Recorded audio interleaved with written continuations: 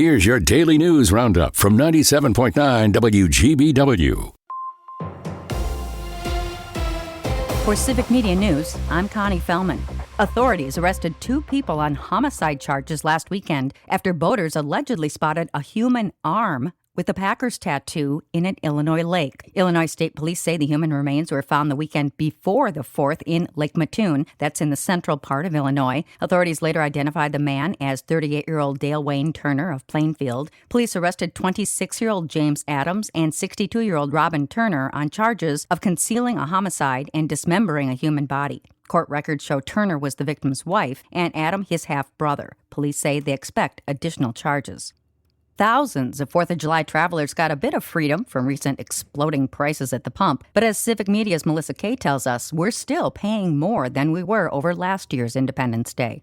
Gas prices fell 8.3 cents over the last week, landing at an average of $3.55 on Monday. This is 41.4 cents per gallon, lower than a month ago, but almost 63 cents higher than this time last year. Officials at Gas Buddy say prices fell in nearly every state over the last week, with diesel declining in all 50. The national average of gasoline on July 4th priced in at the third most expensive Independence Day on record at $3.74. While oil prices are down, Gas Buddy officials say continued Ukrainian attacks on Russian refinery infrastructure is forcing Russia to shift from fuel exporter to importer. This is tightening global supplies and putting upward pressure on prices. I'm Melissa Kay, Civic Media News. Gas experts say until the refining supply picture improves, significant further drops at the pump may be limited. Nonprofit groups across Wisconsin could get help boosting security as a new federal grant opens for applications. The program is aimed at organizations that may face threats because of their mission or beliefs. State officials say groups must show they are at risk and outline their security needs. Applications are due by July 15th.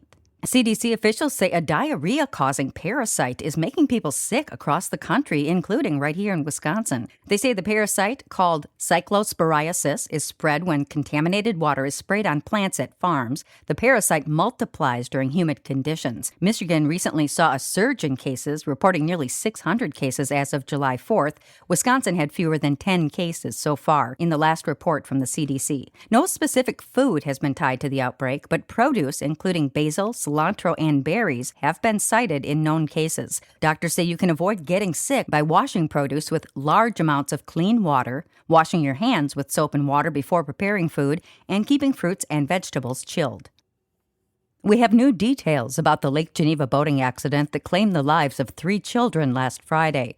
Geneva Lake Police identified the children in a release yesterday as a 6-year-old boy and 2 girls ages 7 and 10. Police said the 47-year-old man operating the boat had extensive boating experience and all the children on board were wearing properly fitted life jackets. Police say the driver was trying to get to shore when at least 2 large waves broke over the bow, capsizing the boat. Divers found the sunken boat in 32 feet of water with the 3 child victims inside. They say the children died from drowning. The National Weather Service confirmed that the storm that capsized the boat packed winds of 90 to 100 miles per hour.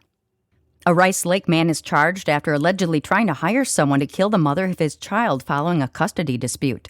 A criminal complaint shows Tyler Crotow was in jail earlier this month for a separate case when he tried to hire a fellow inmate. The inmate told officials that Crotow repeatedly said he wanted his ex to die and that he wanted it to look like a fatal overdose. His plans included having the inmate's female acquaintance befriend the woman, then provide her with a fatal dose of drugs. Crotow is charged with solicitation of first-degree intentional homicide and faces up to 12.5 years in prison, a $25,000 fine, or both. And that's your state news update. I'm Connie Fellman for Civic Media News.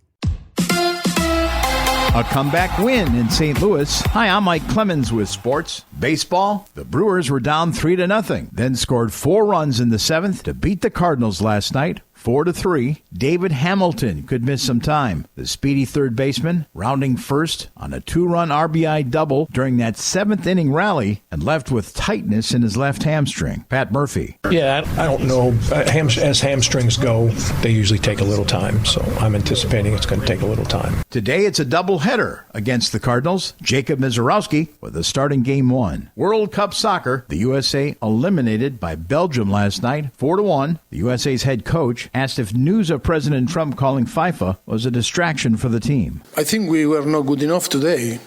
We don't need to find another excuse, or wasn't our day. It wasn't a situation that affect us on the group. That's USA head coach Mauricio Pochettino. With sports, I'm Mike Clemens. Mostly sunny today. We'll get to around 87 for a high this afternoon. Tonight, mostly cloudy. We're going to drop into the mid to upper 60s. Tomorrow, partly cloudy with a chance of late-day showers and thunderstorms at a high right around 88.